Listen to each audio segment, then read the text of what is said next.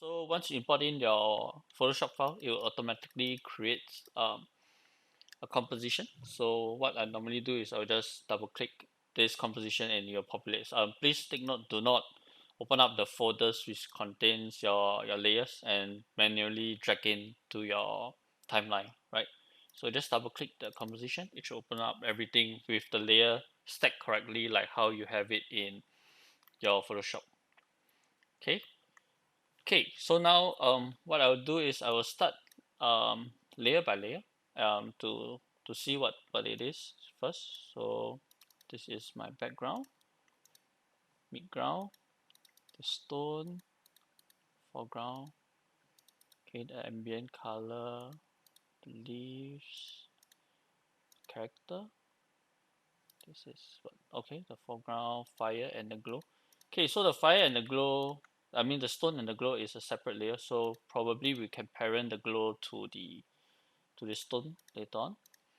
Okay, so same thing and then the foreground leaf. Okay, I think it's quite straightforward. Okay, so first thing we need to do always to work on this is to make sure all layers are 3D, and if you don't have this option here, the shortcut is F4, or if you don't have the F4, if you're using a Mac, you can press this toggle switch node here to enable the option. Okay, so I'll select all the layers, Control A, click on that, you'll mix all the layer 3D.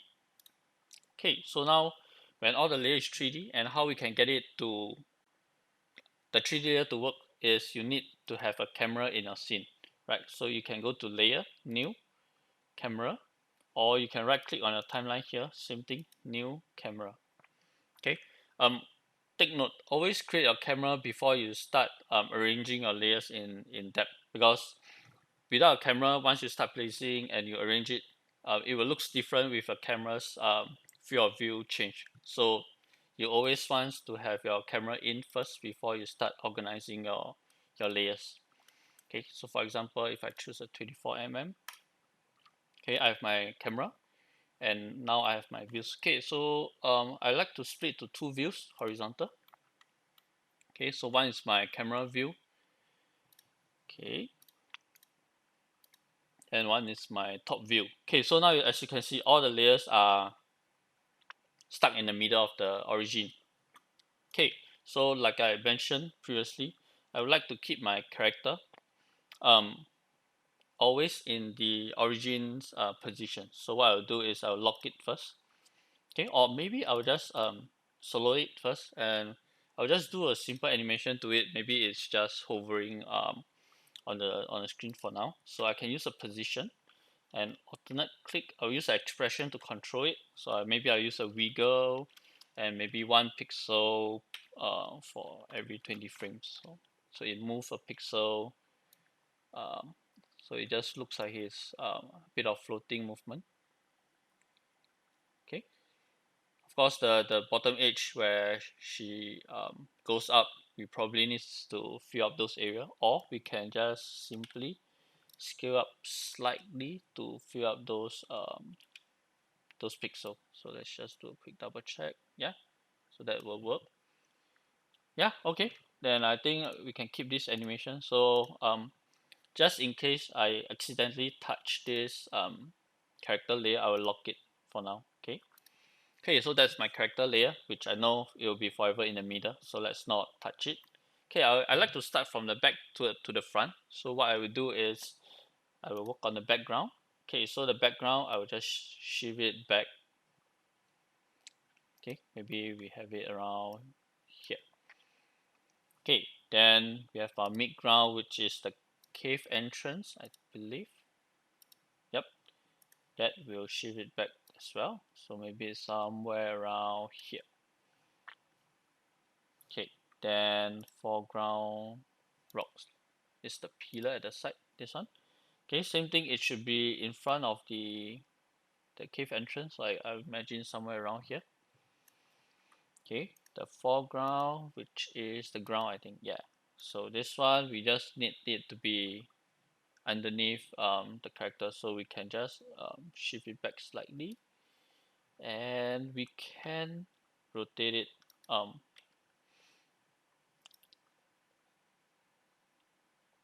Is it the correct direction? Let me see. Yeah. Okay, we can rotate it like that. Okay, and then we can shift it slightly so it's beneath our character. Okay, then so that's our ground. Ambient color, I assume this is the one that he painted and he wants to fill up like some atmospheric feel in the backgrounds. So I assume this layer should be behind this foreground layer, and it should be affecting the midground and the background, and maybe the rocks as well. So we will put it here, and we will shift it back to around here. Okay, then we'll move forward. So there's a back leaf. So these leaves, there's that. We'll just have it behind our character slightly. Okay, then the stones. Okay, so for the stones, he has different layer for the glows and the stone itself. So I, instead of moving two layers, I just want to remove the stone itself. So what I'll do is I'll parent the glow to the stone itself. So I'll select the glow layer, click and drag, and point it to the stone itself. And then same thing for the glow for the other stones. So we just parent it to the main layer. Okay, so this stone, it's the front stone. Let's see which one is it. Okay, so it's the foreground one. So we want to put it in front of our character. Okay, so we can just put it in front. Okay, then the right stone should be this one, and it's somewhere around the character, but maybe slightly forward. We can shift it slightly forward, maybe not so much, and then maybe slightly to the right. Okay, then lastly we got the back stone. Same thing, it should be behind your character then, so it should be around here, and then we can shift it slightly to the right. Okay, so now your canvas will look super messy because we haven't go in and rescale all our stuff. So we just put with we just arrange all the layers in depth first before we start doing that. Okay, and then we have our foreground leaf. So simple, we just shift it forward to the foreground. Cool. So we have arranged all our layers in depth. Okay, so now we have to just go in and rescale every layer to how it's supposed to look. So we just go into the background. Okay, I'll just scale up my background. Okay. One thing I don't like is seeing so many bounding box. It's quite annoying. So what I'll do is I'll hide it. So to hide it is Control Shift H. Okay, select the view. Okay, let me just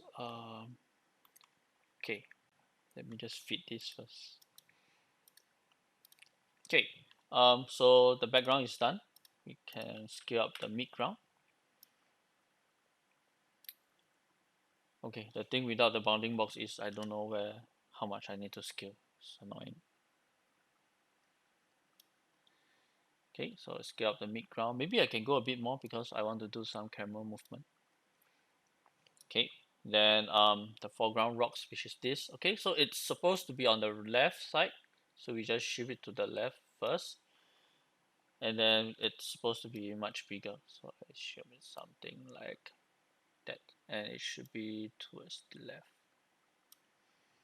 Okay, somewhere like that. Okay, cool. Then ambient colors, same thing. We want to scale it up to match our background. Okay, then foreground doesn't looks too bad because it's on the same layer. Maybe you just scale up very slightly. Okay, and maybe you can just shift it back slightly.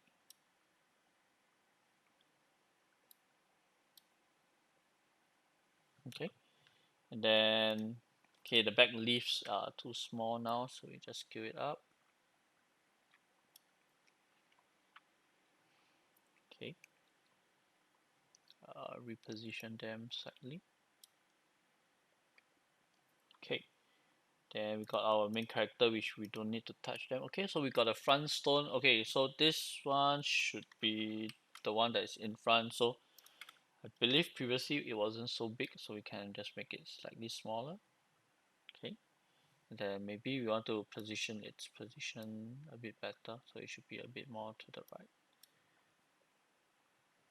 Okay, then the right stone, technically the scale should be about the same because we didn't shift it forward too much. Maybe we can just, I think we can just leave it, it doesn't look too bad. Then the back stone, okay, because we push it backwards, right, so we want to scale it up slightly.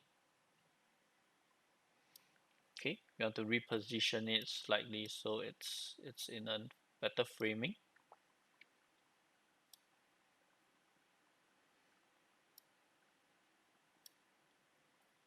Okay, something like that. Cool. Yeah, and then the stone glow doesn't matter, and we got our foreground leaf, which is very far in the forward, so we just scale it down.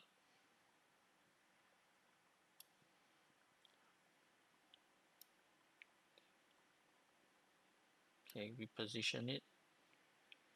Okay, let me just solo this to see what's okay. So there's this foreground leaf. Let's just make it slightly smaller. Okay, we can have it slightly higher, and then we can animate it coming down, which is fine. Cool. So now we have blocked out our basic um, layering. So what I normally like to do is, once I have this set up in depth, I would like to do a bit of camera movement to make sure that my parallax is working and nothing is broken or anything. So I'll do let me just hide my um, the bounding box. Okay, I'll go to my camera. If I open up the transform, okay, I will set, wait, let me see the camera options. Nah, this is fine. Okay, I'll open up transform. I will set a keyframe to point of interest, position, and orientation just in case. Okay, then I will go to my last frame. Okay, I will use my unified camera tool. So if you guys don't remember, unified camera tool basically allows you to control the orbit, the track Y and X and Y, and the track Z within your mouse clicks. So your left mouse click will be your orbit, your middle mouse click will be your pen, the X and Y, and the right mouse click will be track Z. And if you select just individual tool, it only allows you to perform that operation instead of all three. So I will use the unified one. Okay, so I want it to, okay, sorry, let me just undo, I accidentally moved. Okay, so I just want to get a bit of rotation so that I feel the parallax on this piece. So maybe I'll just rotate it slightly to the right. Okay, let me just undo a little bit, try again. Let me, oh, okay, so now you see something is not right, when I rotate, everything else is moving except my characters and the stone layer. So why is it so? Okay, so very simple. If you look at those layers, they are so basically in Photoshop they are grouped together. So if we make this group a 3D layer, but the layer within it is not 3D layer, it will not react accordingly to your camera. So what we need to do is we need to go into that group, select all the layers and make them 3D as well. Okay, so now there are 3D layers. So same thing for the stones, we need to do the same thing.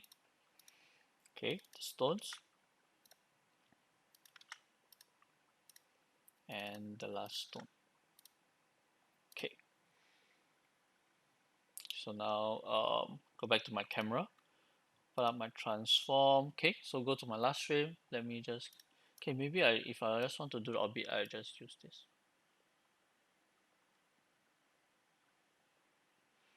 Okay, maybe not too much. Okay, so you see it's very laggy to work with, and it only has just like 15 layers. So I'll just set it to maybe a third of the resolution, and I will change back to one view.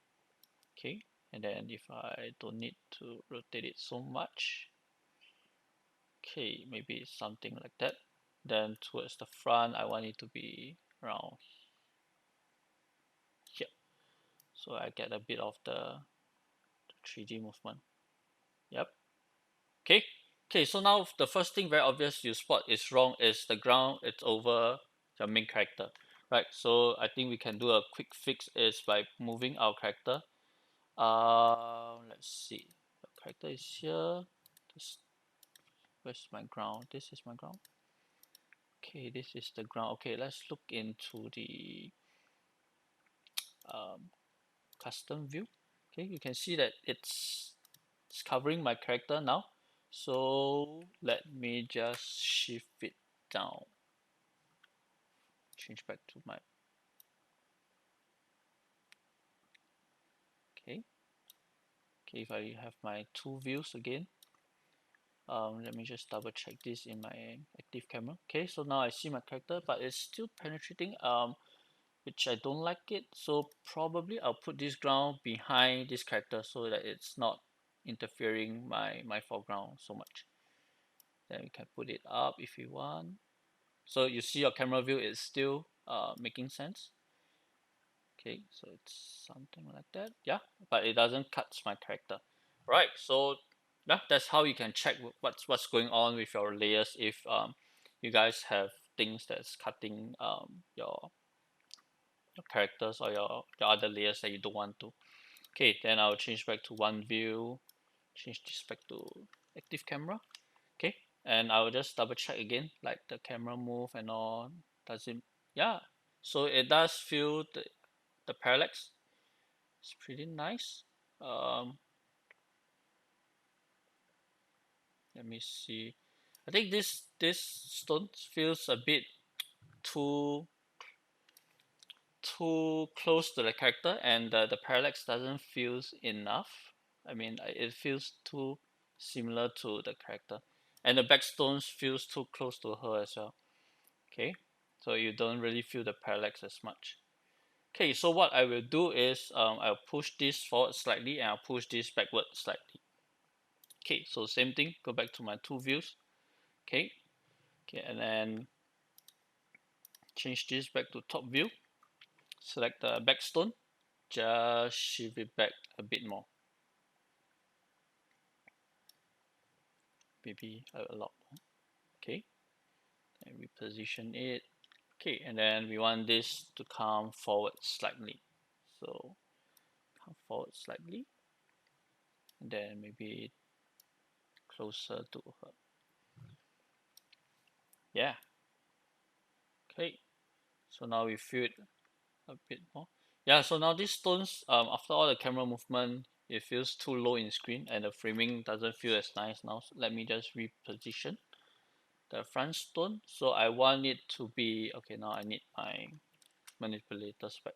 Okay, I want it to be slightly higher in frame, so we fill it. Okay, and then maybe the leaf are too distracting now. I can maybe it's too big. Okay, then I will shift it slightly.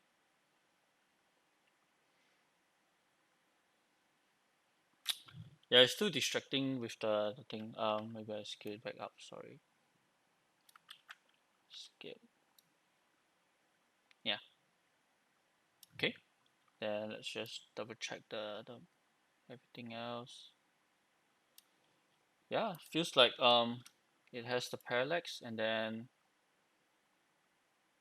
looks pretty 3D. Okay. If you want to feel a bit more parallax with the background, I think you can push this cave entrance a bit further back, so you really feel the depth within it. I think this is a good start for the blocking of the cameras and the stuff. So now see when I go to my last frame, I can see that I need to scale up my background now. So go to my background, okay, bring back all the layers, I mean all the manipulators. I will scale back up until it covers up my the canvas. But for those of you that want to preserve the framing, you probably wants to go back in Photoshop and paint those extra pixels that you want to fill up. Okay, so same thing for this. I will just scale up for now for this demo. Okay, and then you see that this stone it's off its position now. So I will scale up this. Um, this one should be the stone. Yes, I will scale up slightly, and I will put it to the right, maybe a bit more. Okay, I'll put it to the right. Okay, something like that. So just make sure. Yeah. Okay, and I think the ambient color, the ambient that he painted probably needs to get scaled up as well. Yeah, this layer. Let's just check the last frame. Yeah, it needs to get scaled up slightly. Okay. Okay, and with all this the mask, the bounding box of your layer, it's very distracting for you to check all these kind of problems. So Control Shift H to hide them, and then same thing. We go back to the full camera view and just double check if anything. Okay, so you see now the ground it's a bit off towards the start of the frame, so we can fix that later on. And what else? It's broken. Let's see. Yeah, I think it's just the ground at the first frame. So let's see if we can select the foreground, Control H, and move it slightly to the right. No, I can't just move it. So I probably need to scale it up slightly. Okay, and I can push it backwards so we see it a bit more. Too much. Okay, okay, yep. Then let's just check the thing one more time. Okay, it's still not enough. Let me just scale it up slightly more. Not this scale.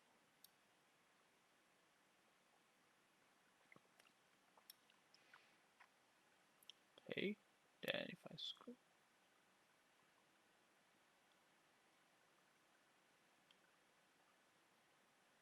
yeah, okay, cool.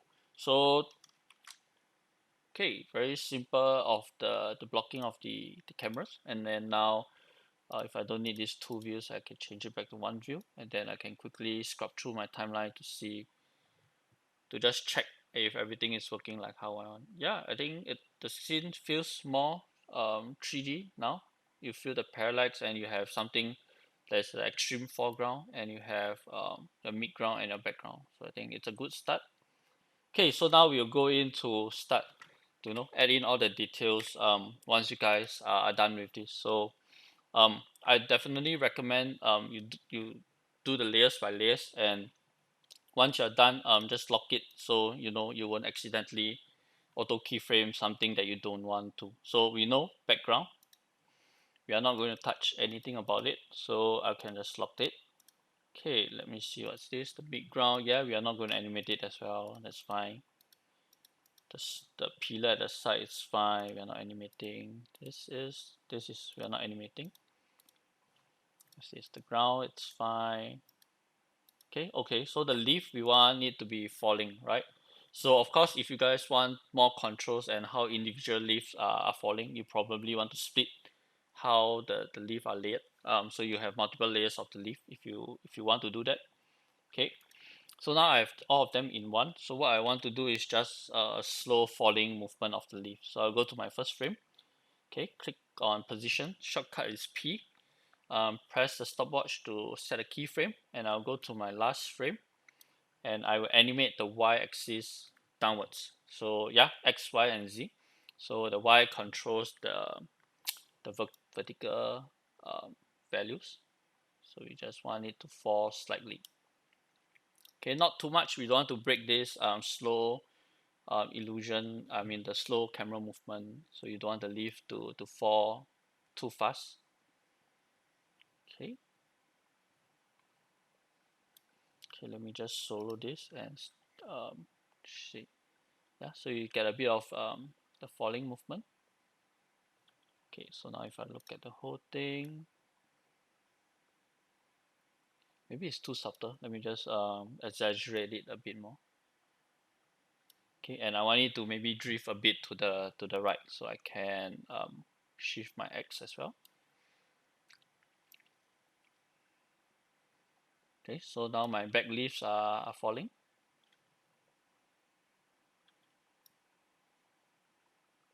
Okay, then the foreground leaf are very distracting, so let me just do it as well for the foreground leaf. So if I'm done with it, I'll just lock it so I don't accidentally So you see, I just do something silly, so you get what I mean. Like if you accidentally move it, you see that it creates the keyframe, which is things that you want to avoid because um you'll screw up your animation very quickly. So let's just lock it in case we accidentally move it. And we want to animate our foreground leaf as well, this layer. Okay, so we same thing, we want it to be falling. So we'll go to the first frame, set a keyframe, let's go to the last frame and we want it to be falling, so we'll shift the Y downwards. Okay, same thing, we want it to go maybe we try something different. We want it to go to the no, we want it to go to the right because we don't want it to block our character. Okay, so now if we play back, it should falls and goes to the right. Okay, it's still feeling that it's coming to the camera because the camera is rotating towards it, so it's inevitable. I mean, if you want to exaggerate this, you can animate this to go like crazy, so you feel it moving to the right a bit more. But I think overall the feel isn't too bad. Maybe we want it to fall a bit more, so we really read the movement, and we want it to not the Z, go to the right a bit more.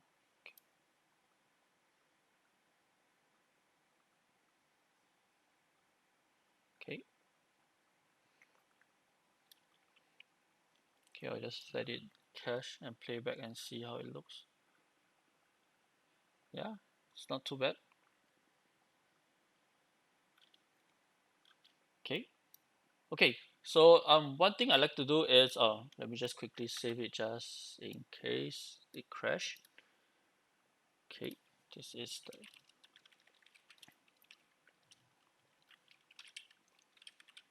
okay save. Okay, so one thing I like to do is let me just lock this. Is adding some more. Although I know you guys already painted some depth of field, but I know I want to exaggerate this depth. What I can do is I can go into my background, midground, and the foreground rocks. Okay, what I can do is I can add a effect called fast blur to it.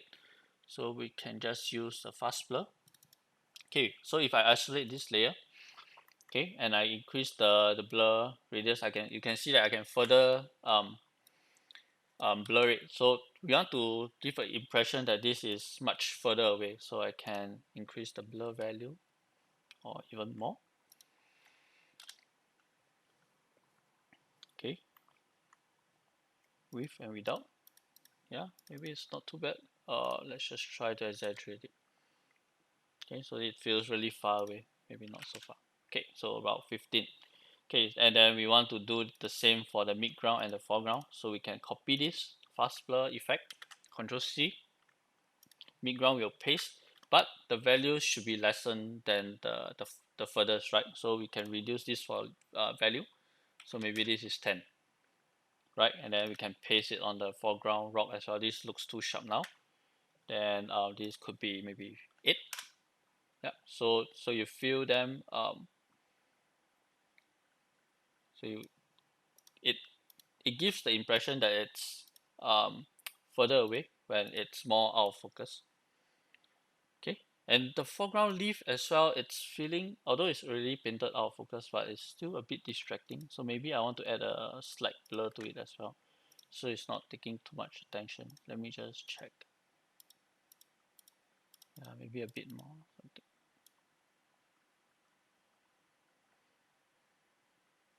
Yeah, okay, something like that. Cool. Yeah, then I will just quickly save. Okay, so there's of course more things that we can do. We can animate the rocks rotating. Okay, of course we cannot do the full 360, right? It's not a full 3D program, and we just want to have some movement to the rock to sell the story. Okay, let me just isolate the rocks and see. Okay, maybe I just isolate the, let me see, the front stone and the main character. Okay, so we want this to going clockwise direction. So go to my first frame. Okay, I can press P for position and maybe Shift R to add in the rotation. Okay, So we can set a keyframe. Let me just check which, not this, not, yeah, this one. So rotation, Z rotation to get the clockwise movement. So we can set a keyframe to position and rotation Z. Okay, go to the last frame. We want it to like be somewhere around here when it rotates, right? So we can put its position closer to her, because as it rotates it should get closer to her, maybe slightly higher, and we can rotate it slightly. Okay, it's probably a bit too much, but we can put it back down. Okay, shift it. Okay, so if we play back, okay, we should get a bit of the movement of the rock. Yeah, cool. And then for the rock, let me just see what's happening. So this is the rock. Maybe we can add a glow effect to this because it's supposed to be some fire um, rock, right? So we can add. Oh, okay. My AE, it's loading. Hopefully it doesn't crash. Okay, it doesn't crash. Good. Okay, we add the glow effect the to the rock. Okay, of course, by default probably the value is too much. To increase, it's too much. 0.3, so 0.2. Yep. Then with and without the glow. Yeah. Okay, feels better. And then we go back to our main composition, so it feels better now. And now since it's so close to the camera, it feels a bit too sharp, right? So again, we want to add a fast blur to this layer, and we want to blur it slightly.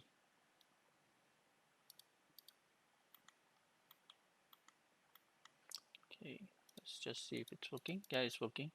Maybe a bit. Okay, cool.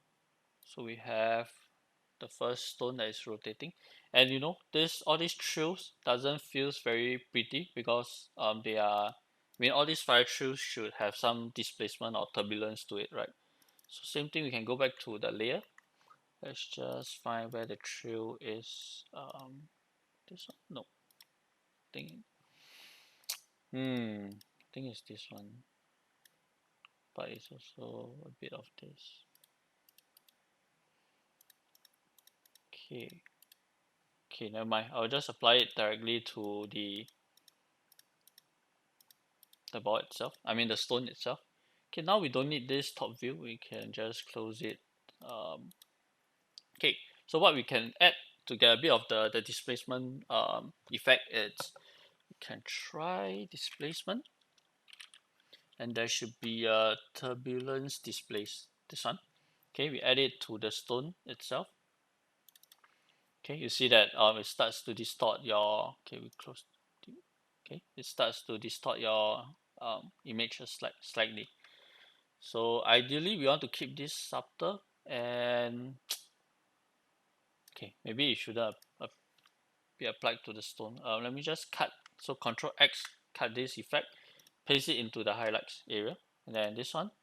So now you see if we were to animate this amount, it can give a bit of the distortion effect to the fire, right? So what we do is we put it back to 0 first, go to first frame, set a keyframe for the amount.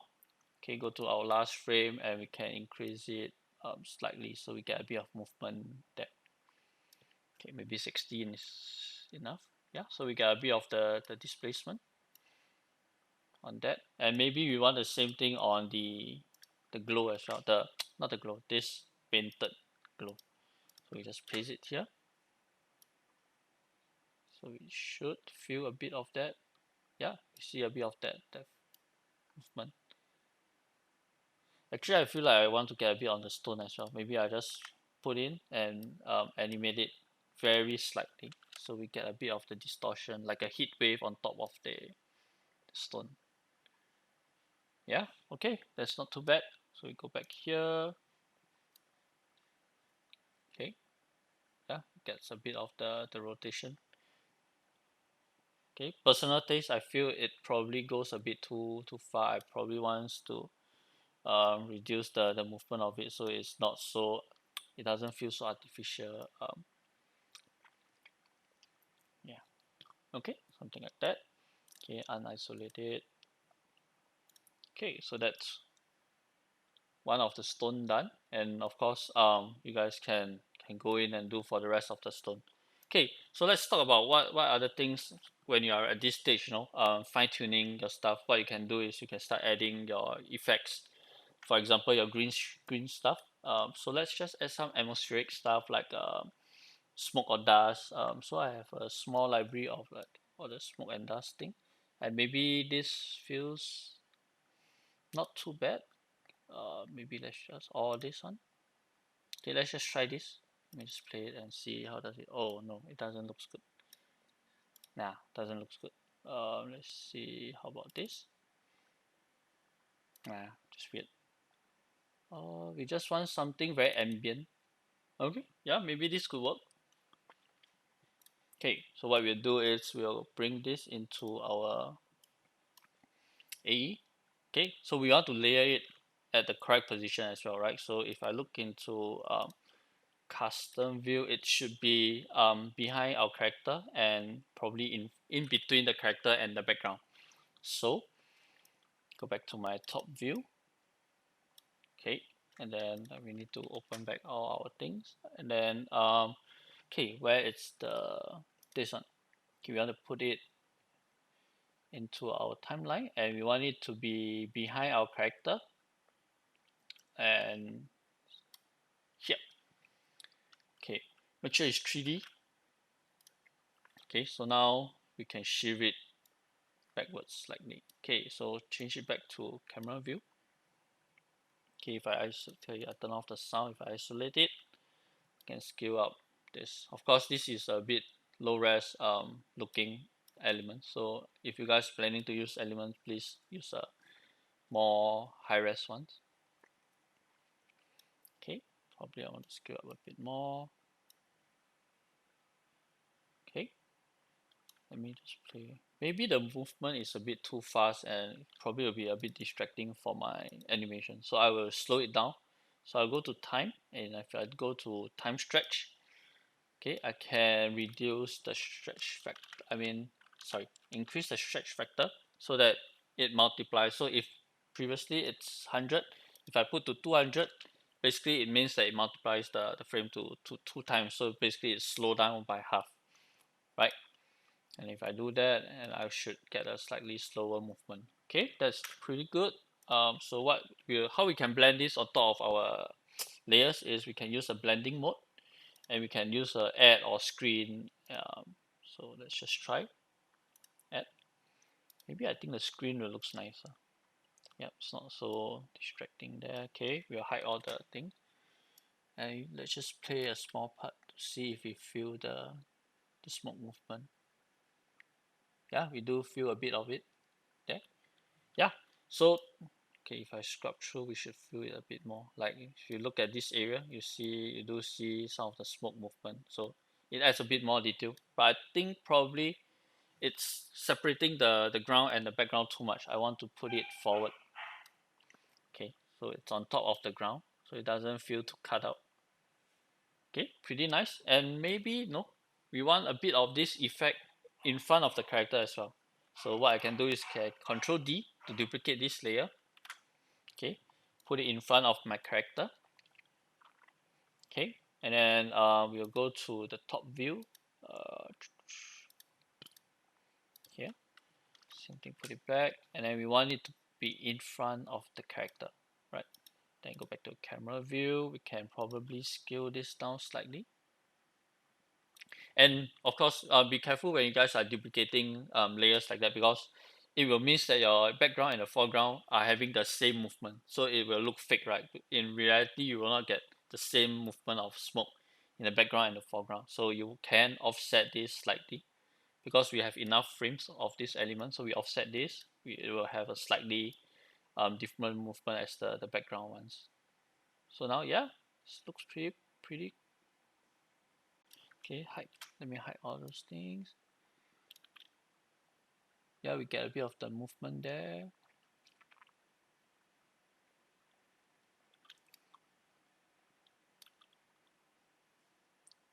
Yeah, cool. And then what are the other things that you guys can continue, to refine to make this better? We can start adding vignettes. to really bring the attention to the foreground character. So how we can create a vignette? Very simple. We'll create a new layer. So right click, new, solid. Okay, we'll name this the vignette. Okay, so how do we get a circle? Very simple. We go to the shape tool, select the ellipse tool, and just double click on the ellipse tool. You mask according to your canvas size. Uh, Basically your resolution that you set in your composition settings. Then go into the layer, mask, and invert it. Okay, you should get a sharp looking edges. So how you can do is you can open up the mask option. Okay, go to the feather. You can increase the feather. So basically it feathers out the side of it, so you can increase a bit more. Okay, then once you're happy with the fall off, you can increase the expansion to to just have it like really at the edge of your frame to darken it. Okay, of course you don't want so obvious vignette, right? You all these additional elements should be subtle. It should be there, but it's not like there that your audience directly see that you artificially put in the vignette. So we can go to opacity and we can reduce it so that it's it's subtle but it's there. Okay, something like that. So before and after, you see that the edge, so the attention goes to the middle of the frame a bit more. Yeah, nice, cool. Then of course you can add in the most famous everyone likes the lens flare. So how you can create that is right click, new, solid. We can call this the lens flare layer. Okay, and then we can create a lens flare um, effect onto that layer. Okay, you should get this by default. Let me just bring back. Okay, so you can see the core of the flare. So if you animate this, you should get your flare to move. Okay, but first let's choose a nice flare that you want to work with. By default, it has 3 types. So let's just choose the best one that suits your scene.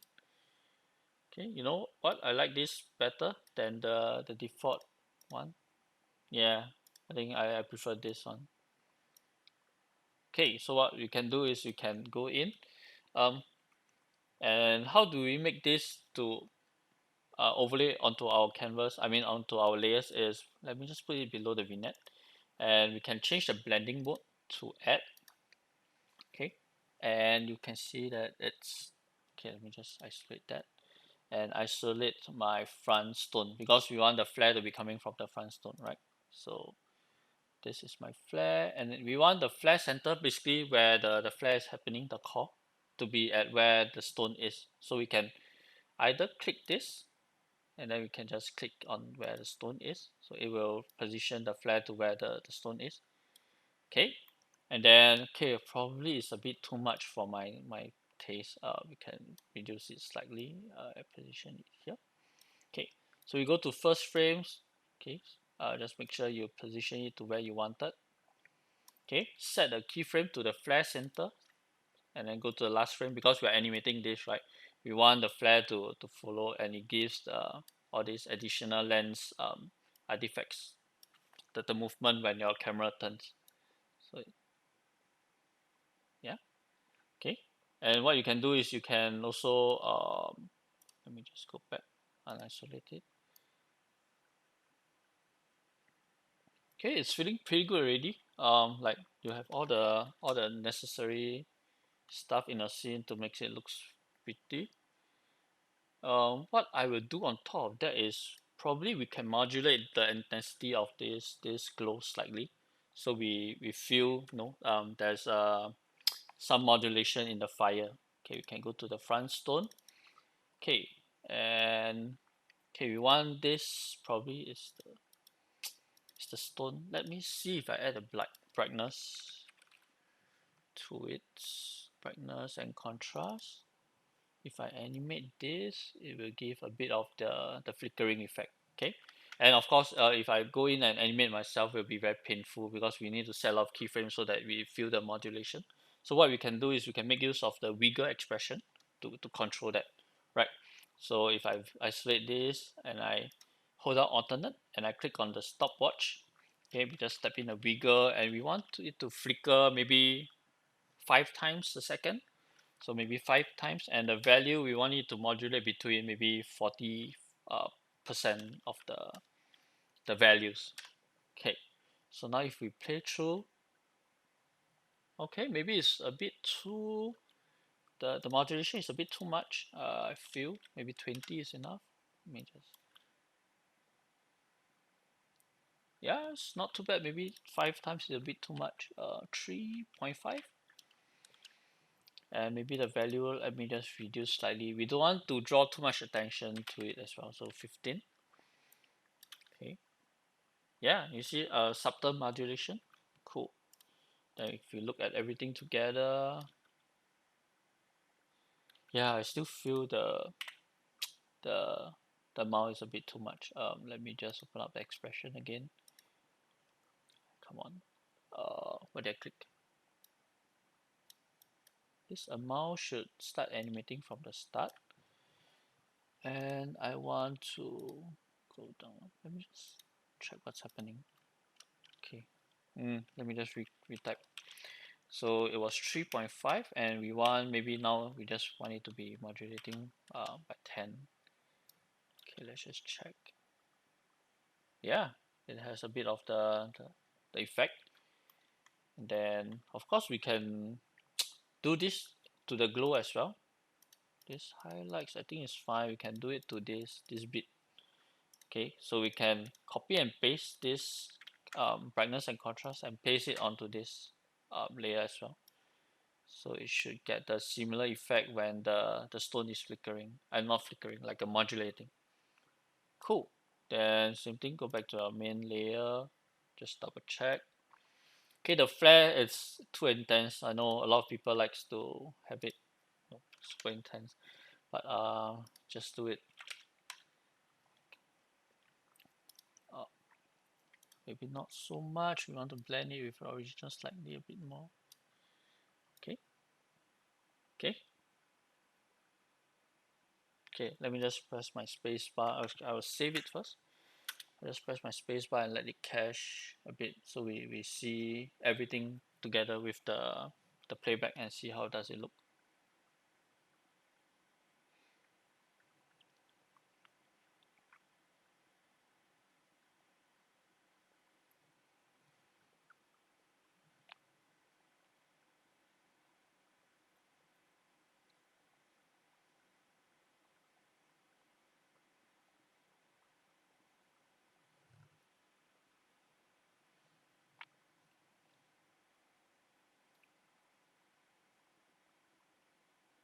Okay, so you see the camera movement and a bit of your animation stuff, and of course once you go in and do a bit more to the main character, then everything will comes together, and you start animating every piece of your layer.